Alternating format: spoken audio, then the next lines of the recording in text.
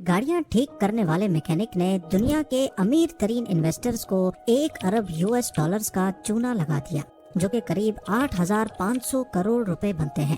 یہ کام اس نے امریکہ جیسے ملک میں رہ کر کھلم کھلا کرنے کی ہمت کی۔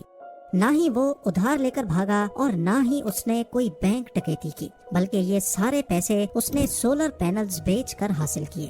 اس کی پلاننگ اتنی خطرناک تھی کہ دنیا کے بڑے بڑے انڈسٹریلسٹ بھی اس کے جال میں پھنس گئے، پر آخر اس نے ایسا بھی کیا کر دیا؟ کون تھا وہ شخص جو وارن بفیٹ جیسے انویسٹرز کو بھی اپنے جال میں پھنسا بیٹھا، اور سب سے بڑھ کر اس کا بھانڈا کیسے پھوٹ پڑا؟ کیلیفورنیا کے 36 سالہ جیف کارپوف نے اپنی بیوی کے ساتھ مل کر کار ریپیئرنگ کا ایک بزنس شروع کیا، جس میں دونوں بطور میکینک اپنے بچوں کے لیے روزی روٹی کماتے تھے۔ لیکن کچھ ہی عرصے بعد ان کا یہ بزنس ٹھپ ہو گیا اور اب ان کے لیے بچوں کا پیٹ پالنا مشکل ہو گیا تھا۔ جیف کے ذہن میں امیری کا بھوت سوار تھا، لہٰذا وہ اپنا خواب پورا کرنے کے لیے ہر وقت کچھ نہ کچھ کرتا رہتا، لیکن ناکامی ہمیشہ اس کا مقدر بنی رہی۔ جب اس کی فائنینشیل کنڈیشن بہت پتلی ہو گئی تو اس نے ڈرگز بیچنا شروع کر دی تاکہ اپنے بچوں کا پیٹ پال سکے۔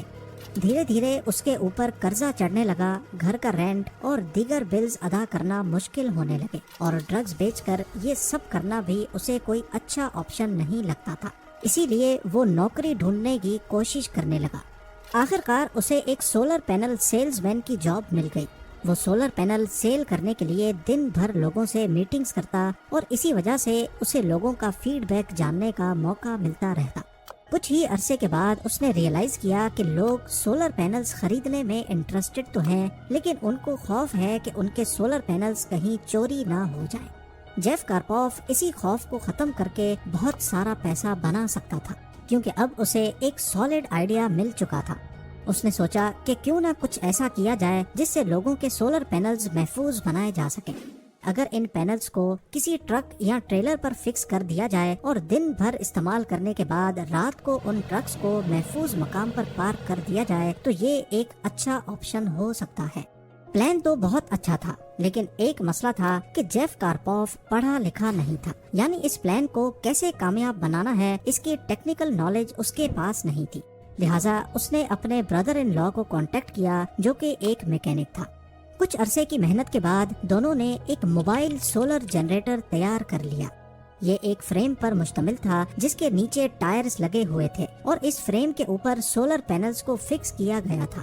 سولر پینلز یوز کرنے کے بعد ان کو دوبارہ لاک کر کے محفوظ جگہ پر پارک کیا جا سکتا تھا۔ دوسری جانب پورٹیبل ڈیزل جنریٹرز بھی مارکیٹ میں موجود تھے، اور وہ بھی جیف کارپوف کے آئیڈیا کی طرح ہی کام کرتے تھے۔ بس فرق اتنا تھا کہ جیف سولر انرجی کا استعمال کر رہا تھا۔ کیا لوگوں کو ڈیزل جنریٹر سے سولر جنریٹر کی طرف کیسے راغب کرنا ہے، اس کے بارے میں نہ ہی جیف کو کوئی آئیڈیا تھا اور نہ ہی اس کے بردر ان لا کو۔ لیکن قسمت ان پر مہربان تھی۔ ان کی کار ریپیئر شاپ پر واٹسن نامی ایک کسٹمر آیا کرتا تھا، جو کہ خود ایک سافٹ ویئر پروفیشنل تھا۔ جب اسے جیف کی انوینشن کے بارے میں پتا چلا تو اس نے انہیں ایک کمپنی بنانے کی آفر کی، اور اس میں واٹسن اور اس کی ٹیم بھی شامل ہو گئی، جو کہ مارکیٹنگ کا ڈپارٹمنٹ سنبھالنے لگے۔ سب سے پہلے عام پبلک کو ٹارگٹ کرنے کے بجائے انہوں نے بڑا کام کرنے کا سوچا۔ انہوں نے سب سے پہلے ہالی ووڈ کو ٹارگٹ کیا، کیونکہ اس وقت موویز سیٹ پر ڈیزل جنریٹرز استعمال کیے جاتے تھے، جو کہ بہت شور پیدا کرتے، اور اس کنڈیشن میں ڈی سی سولر کمپنی کے موبائل سولر جنریٹرز ایک اچھا آپشن ہو سکتے تھے۔ ان کا پلان کامیاب ہو رہا تھا، اور کئی بڑی فلمز کے سیٹ پر ان کے سولر پینلز استعمال ہونے لگے۔ سولر پینلز کی تصویر اپنے فیس بک اکاؤنٹ سے بھی شیئر کی، اور یہ کمپنی کے لیے ایک بڑی پروموشن تھی۔ دوسری جانب جیف مختلف بزنس مین سے ملنے لگا اور اپنا ایک نیٹ ورک بنانے لگا۔ وہ پبلک گیدرنگ میں بھی اپنی کمپنی کے بارے میں بتائے بنا نہیں رہتا تھا، اور دیکھتے ہی دیکھتے جیف نے ورلڈ فیمس لا فرم نکسن پی باڈی سے ہاتھ ملا لیا۔ اس دوران امریکن کانگریس نے ایک قانون پاس کیا جس میں ویلیو آف انویسٹمنٹ پر ٹیکس کریڈٹ کو 3 گنا کر دیا گیا، جس کا مطلب تھا کہ جو بھی کاروبار اپنے لیے سولر پینلز خریدے گا اسے 30% پیسے واپس کیے جائیں گے۔ یعنی اگر کوئی بھی کمپنی سولر ٹیکنالوجی کو خریدنے کے لیے جتنی بھی انویسٹمنٹ کرے گی، اس کا 30% اسے حکومت ادا کرے گی۔ یہ کمپنیز کے لیے ڈبل منافع تھا۔ سولر پینل سے وہ بجلی کی کاسٹ بھی بچا سکتے تھے اور 30% حکومت سے بھی لے سکتے تھے۔ گورنمنٹ کی اس دھماکے دار آفر کے ساتھ ہی جیف کی کمپنی ڈی سی سولر بھی ایک نیا پیکج مارکیٹ میں لے آئی، جس میں کہا گیا کہ اب کوئی بھی کمپنی ان سے سولر پینلز صرف 30% ایڈوانس دے کر خرید سکتی ہے اور باقی کا 70% وہ قسطوں میں ادا کر سکتے ہیں۔ ڈی سی سولر کی آفر اتنی دھماکے دار تھی کہ کوئی بھی اسے منع نہیں کر سکتا تھا، کیونکہ سپوز کریں کہ 1 لاکھ روپے کے سولر پینلز ہیں جس کا 30% یعنی 30,000 روپیز ادا کر کے ڈی سی سولر سے پینلز بک کروائے جا سکتے تھے، اور وہی 30% گورنمنٹ ان کو کیش بیک کی صورت میں واپس کرے گی، یعنی بنا کوئی پیسے خرچ کیے لوگ موبائل سولر پینلز لگا سکتے تھے، اور باقی کا 70% ان کو ویسے ہی قسطوں میں ڈی سی سولر کو دینا تھا، جو وہ بجلی کا بل بچا کر آسانی سے جمع کر سکتے تھے۔ یہ ایک ون ون سچویشن تھی۔ اس کے چلتے ڈی سی سولر کا نیٹ ورک تیزی سے بڑھنے لگا۔ 2011 میں جیف ایک بیس بال میچ دیکھنے کے لیے اسٹیڈیم میں موجود تھا جب اچانک اس کو میسج ملا کہ مشہور پینٹ کمپنی شیرون ولیمز نے 192 موبائل سولر جنریٹرز کا آرڈر کیا ہے۔ یہ جیف کا سب سے بڑا آرڈر تھا جس کی کل رقم $29 ملین تھی۔ اس کے علاوہ ایک امریکن بینک ٹیکس ریڈکشن اور جاب کریشن پر کام کر رہا تھا اور وہ ڈی سی سولر کے ساتھ مل کر کام کرنے کی خواہش رکھتا تھا۔ جیف نے نقلی ڈاکیومنٹس تیار کروائے اور فیک اسٹیٹسٹکس کے ذریعے امریکن بینک کو یہ بھروسہ دلایا کہ سولر جنریٹرز کی ڈیمانڈ بہت زیادہ ہو رہی ہے، جس سے وہ امریکن بینک کو کنونس کرنے میں کامیاب ہو گیا اور وہ American bank D C solar کا پہلا فائنینشیل پارٹنر بن گیا۔ امریکن بینک کا پلان تھا کہ وہ اگلے چند سالوں میں ڈی سی سولر سے سولر جنریٹرز خرید کر لوگوں کو لیز پہ دیا کریں گے، جس سے لوگوں پر ٹیکس اور الیکٹریسٹی بلز کا دباؤ کم ہوگا۔ یہاں تک سب کچھ ٹھیک چل رہا تھا اور اس میں کچھ بھی ایب نارمل نہیں تھا، لیکن یہاں سے آگے معاملہ بگڑنا شروع ہو گیا۔ جو سولر جنریٹرز مووی سیٹس پہ انسٹال کیے گئے تھے ان میں پرابلم آنے لگی اور وہ بار بار بند ہو جاتے تھے، اور ایسا ہونا ہی تھا کیونکہ جیف اور اس کے بردر ان لا نے بغیر کسی نالج کے ان کو تیار کیا تھا، اور حیران کن بات یہ کہ اکثر انفارمیشن کے لیے وہ گوگل استعمال کیا کرتے تھے۔ دھیرے دھیرے سبھی سولر جنریٹر مالکان کی طرف سے کمپلینٹس آنے لگی، اور جب سولر جنریٹرز بند ہو جاتے تو انہیں پھر سے ڈیزل جنریٹرز کا سہارا لینا پڑتا تھا۔ جیف جو کہ اصل میں ایک عام آدمی تھا، جب اس کے پاس اتنی پیسوں کی ریل پیل ہونے لگی تو وہ عیاشی میں پڑ گیا۔ اس کا دھیان کام سے ہٹ گیا اور اس نے جھوٹ کا سہارا لینا شروع کر دیا۔ پینٹ کمپنی شیرون ولیمز کے پینلز کی تیاری بھی جاری تھی، لیکن سلو اسپیڈ کی وجہ سے صرف پہلی رو والے پینلز تیار ہوئے تھے اور ڈیڈ لائن گزر چکی تھی۔ دھوکہ دینے کے لیے پچھلے والے پینلز کو صرف نٹ بولٹس کی مدد سے جوڑ دیا گیا، جبکہ حقیقت میں پچھلی رو والے پینلز کام نہیں کر رہے تھے۔ لیکن جیف اپنی عیاشی میں مصروف تھا۔ اس نے ایک نیا گھر اور نئی گاڑی بھی خرید لی۔ جب لوگوں کو آرڈرز ٹائم پہ نہیں ملنے لگے تو کوئی بھی کمپنی ان جنریٹرز کو 5 سے 10 سال کے لیے لیز پر لینے کو تیار نہیں تھی، اور لمبی لیز کے بغیر ڈی سی سولر اپنے پرانے انویسٹرز کو ریٹرنز اور لیز پیمنٹس ادا نہیں کر سکتا تھا۔ لیکن جیف اور اس کی ٹیم نے ایک اور پلان بنایا۔ انہوں نے چپکے سے ایک نئی اسکیم بنائی کہ نئے بائرز کی لیز پیمنٹ کو پرانے انویسٹرز کو ریٹرن دینے کے لیے استعمال کیا جائے گا، اور اس کے علاوہ وہ خود کو ایک سولر کمپنی ڈکلیئر کرتے ہوئے سرکاری خزانے سے بھی ٹیکس کریڈٹ کی مد میں ملینز آف ڈالرز لے رہے تھے، یعنی فیک ڈاکیومنٹس اور ڈیٹا کے ذریعے امریکن عوام کے ٹیکس کا پیسہ بھی ڈی سی سولر ہی لے رہا تھا۔ اب باری تھی اس اسکیم کو پریکٹیکل بنانے کی۔ اس کے لیے جیف کو نئے انویسٹرز کی تلاش تھی تاکہ نئے انویسٹر سے پیسے لے کر پرانے والوں کو دیے جا سکیں۔ وہ ہر انویسٹر کو فیک ڈیٹا دکھا کر یہ ظاہر کرتا کہ جنریٹرز بہت زیادہ تعداد میں سیل ہو رہے ہیں، اور اس کام کے لیے وہ بلا وجہ جنریٹرز کو ایک جگہ سے دوسری جگہ بھیجتا تاکہ انویسٹرز کو لگے کہ جنریٹرز کی ڈیمانڈ بہت زیادہ ہے اور ہر وقت کوئی نہ کوئی ڈیلیوری ہو رہی ہے۔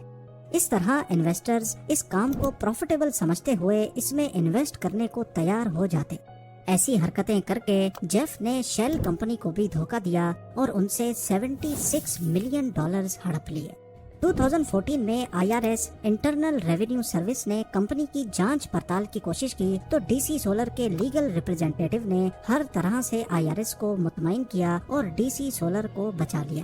پوری کی پوری کمپنی انویسٹرز کو مطمئن کرنے کے لیے اسکیمر بن چکی تھی۔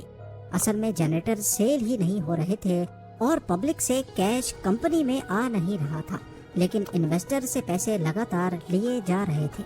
جیف کو مزید بڑے انویسٹرز کی تلاش تھی۔ اس کی خوش قسمتی تھی کہ ویلی نیشنل بینک $76 ملین کا سولر اکوپمنٹ خریدنا چاہتی تھی، اور انہوں نے ایسی کمپنیز کی لسٹ منگوا رکھی تھی جو لیز یا رینٹ پر سولر جنریٹرز پرووائیڈ کرتی ہیں۔ اس لسٹ میں ڈی سی سولر کمپنی کا بھی نام تھا، جس کے بارے میں لکھا تھا کہ وہ اپنے 80% جنریٹرز رینٹ آؤٹ کرتے ہیں، جبکہ حقیقت میں یہ نمبر صرف 5% ہی تھا۔ ویلی نیشنل بینک بھی اس دھوکے کا شکار ہو گیا۔ اسی طرح جیف کارپوف نے مشہور انشورنس کمپنی گائیکو کو بھی اپنے چنگل میں پھنسا لیا۔ یہ کمپنی برکشائر ہاتھوے کی ہی ایک برانچ ہے، جس کے مالک دنیا کے امیر ترین لوگوں کی فہرست میں شمار ہوتے ہیں، وارن بفیٹ۔ لیکن یہاں سوال پیدا ہوتا ہے کہ اتنی بڑی کمپنی دھوکے میں آ کیسے گئی؟ اس کے لیے بھی جیف نے بڑی چالاکی سے کام لیا۔ اس نے امریکہ کی بڑی ٹیلی کمیونیکیشن کمپنی ٹی موبائل کے ایک امپلائی کو رشوت دے کر اس سے ایک فیک ڈاکیومنٹ سائن کروایا، جس میں یہ کہا گیا تھا کہ T mobile D C solar سے اگلے 10 سالوں کے لیے 1000 جنریٹرز لیز پر لے رہی ہے، اور جب آپ کے پورٹ فولیو میں ٹی موبائل جیسی کمپنیز ہوں تو باقی کمپنیز کے لیے ٹرسٹ کرنا آسان ہو جاتا ہے۔ گائیکو نے بھی 3 سال کا ایگریمنٹ سائن کر لیا، جس میں 8000 جنریٹرز خریدے جانے تھے، اور اس کی کاسٹ $1.2 بلین تھی۔ اس ڈیل سے شروع میں گائیکو کو بھی فائدہ ہوا، کیونکہ وہ 30% یعنی $377 ملین کا ٹیکس بچا رہے تھے، لیکن اصل میں ان کا پیسہ پرانے انویسٹرز کو ریٹرن اور لیز پیمنٹس دینے کے لیے استعمال ہو رہا تھا۔ جبکہ اس وقت جیف کی عیاشی اپنے عروج پر تھی۔ اس نے بے شمار ولاز، 100 سے زیادہ گاڑیاں اور پرائیویٹ جیٹ بھی خرید لیا تھا۔ اب ڈی سی سولر کا نام نیسکار میں بھی پہنچ چکا تھا۔ ڈی سی سولر کی اسپانسرشپ بھی کارز پر نظر آنے لگی، یعنی کوئی بھی جیف کو روک نہیں پا رہا تھا۔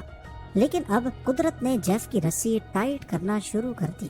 ڈی سی سولر کے ہی ایک امپلائی نے کمپنی کا پول کھول دیا، جس سے سیکیورٹی ایکسچینج کمیشن اور فیڈرل بیورو آف انویسٹیگیشن نے معاملے کی انویسٹیگیشن شروع کر دی، اور فراڈز ثابت ہونے پر جیف کو گرفتار کر لیا گیا۔